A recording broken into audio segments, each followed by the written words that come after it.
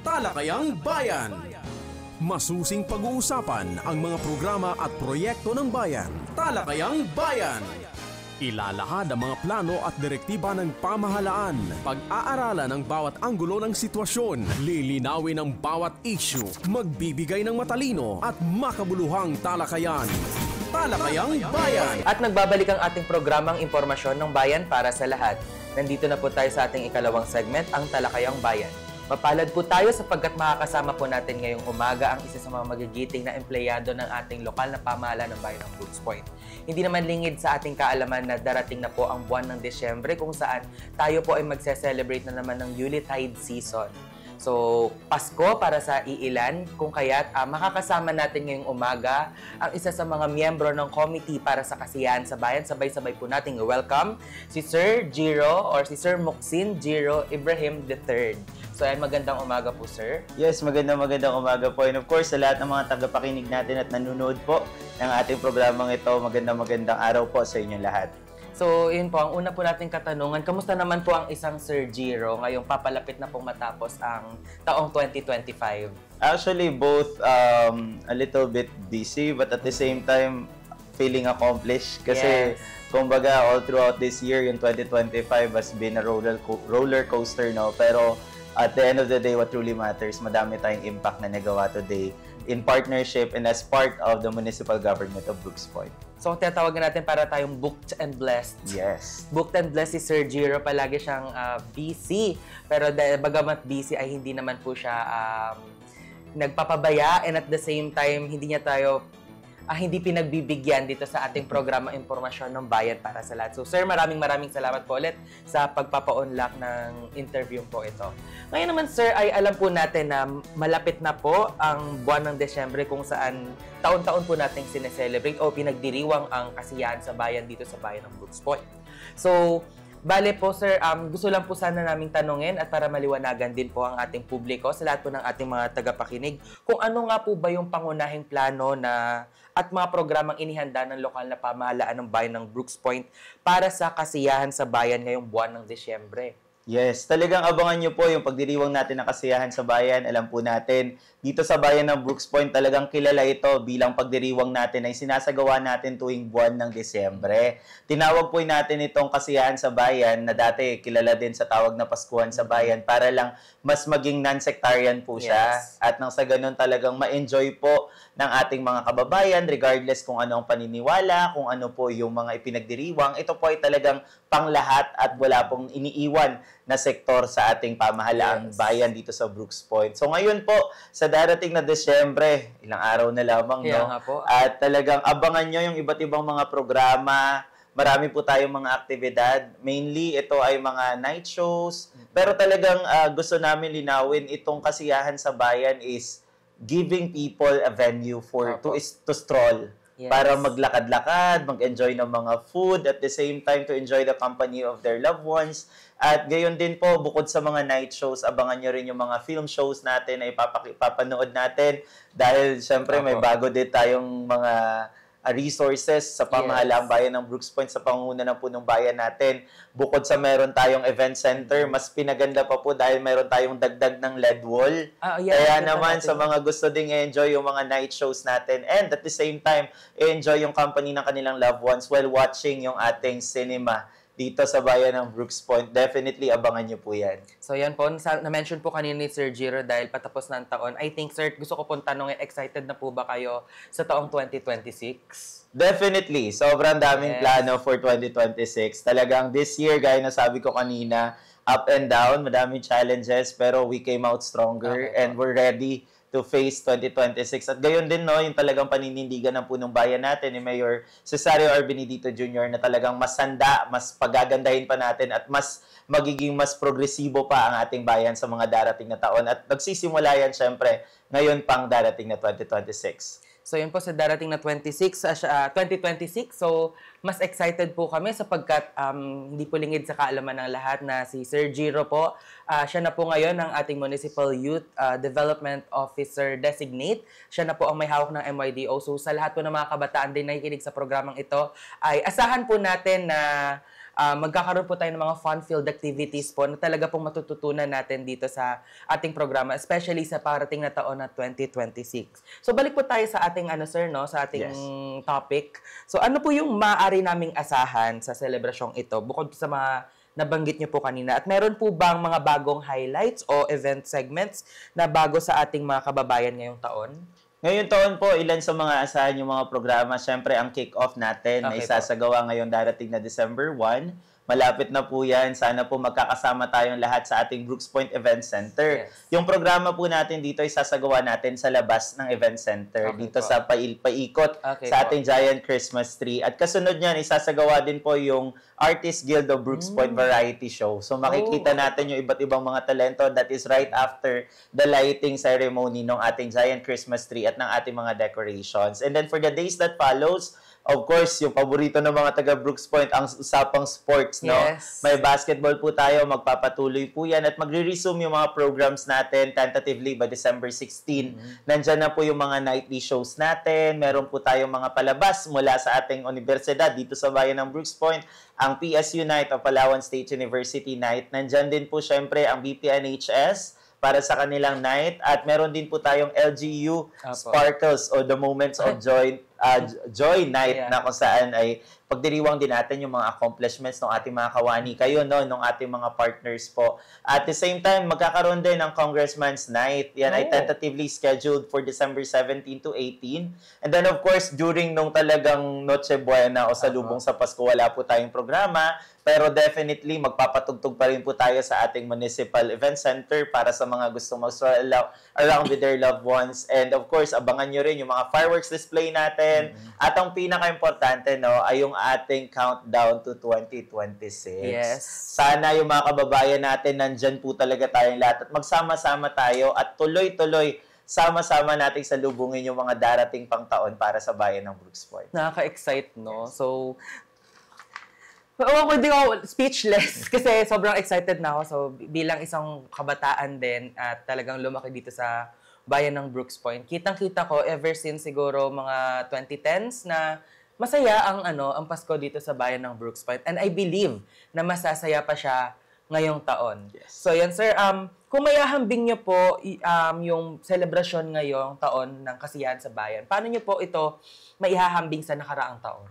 I would say yung celebration natin ngayon is more on the holistic part. Okay po. Kasi nito mga nakalipas na taon, simula nung nilaunch natin yung Kasiyahan sa Bayan, talagang halos gabi-gabi may mga night shows tayo, meron tayo iba't ibang mga aktibidad. Pero along with the growing modernization sa ating bansa, nakikita din natin yung interest ng mga kababayan natin. Hindi na palaging sa ganun. More on, right now, what we're promoting is for people to have a space really to get along well with their loved ones. Talagang kaya yung siguro isa sa mga obserbahan ninyo, hindi puro pasabog gabi-gabi, pero more on a venue na pagpupunta ka sa event center, may mga pagkain na pwede kang mag-stroll around kasama yung mga mahal mo sa buhay. Meron tayong cinema.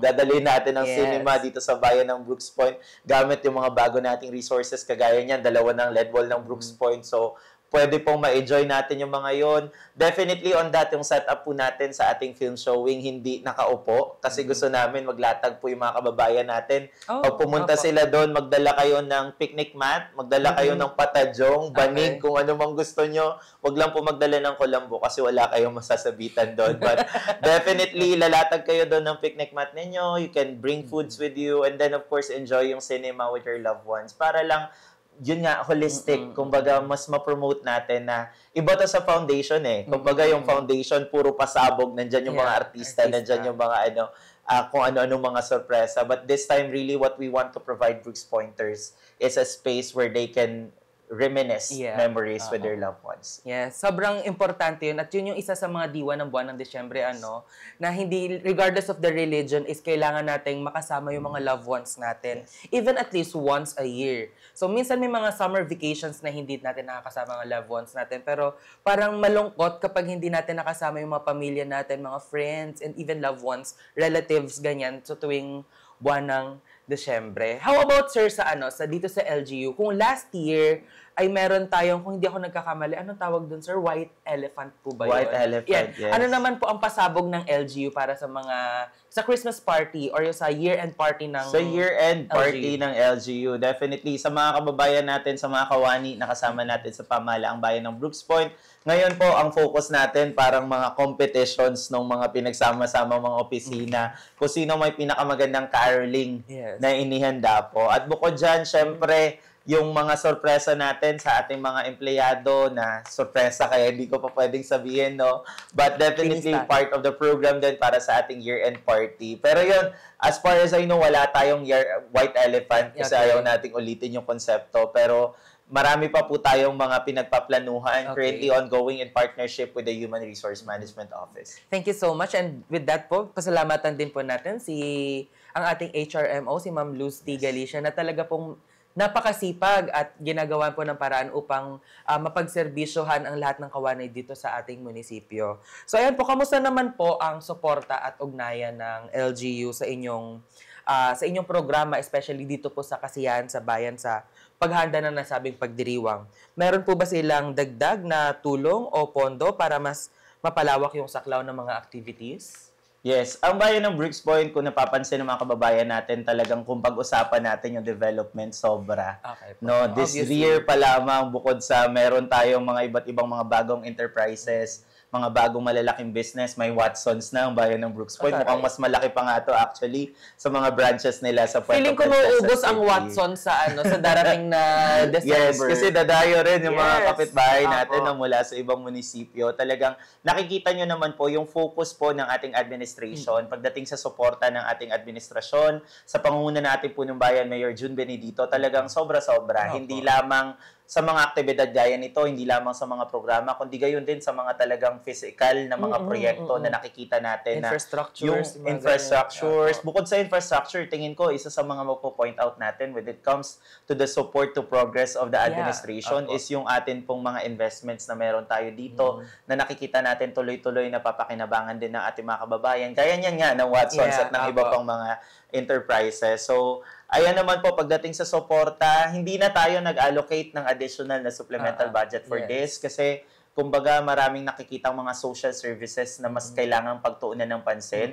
Bagamat gayon pa man yung atin pong Municipal Tourism Officer, gusto ko rin pasalamatan na talagang pagsaludo sa ating Municipal Tourism Officer, si Ma'am Arlene Piramide, talagang binubuhos ang effort, ang oras para mapaganda yung ating decorations, yung ating setup, para maihatid sa mga kababayan natin yung maganda at talagang masayang bayan ng Brooks Point sa buwan, lalo na sa buwan po ng Disyembre. Kaya po maraming salamat din po kung nakikinig ka po, Ma'am Arlene Piramide, and sa lahat po na bumubuo ng Municipal Tourism Office, maraming salamat po sa inyong patuloy na pagsuporta at pagbibigay kasiyahan dito sa bayan ng Brooks Point. So ayan, Sir Giro, panghuli po sa ating katanungan po, ano po ang inyong mensahe o paanyaya sa sambayanan ng Brooks Point habang papalapit na po ang ating pagdiriwang ng Kasiyahan sa Bayan 2025? Yes, sa lahat ng mga minamahal naming kababayan, lahat ng mga Brooks Pointers, una sa lahat po, patapos na ang taong to, gusto lang namin sabihin, on behalf of the Municipal Government of Brooks Point, that we thank you so much. Ano man ang ambag, maliit man o malaki, lahat po ng mga kontribusyon ninyo sa ating pamahalaang lokal, sa ating bayan ay aming na-appreciate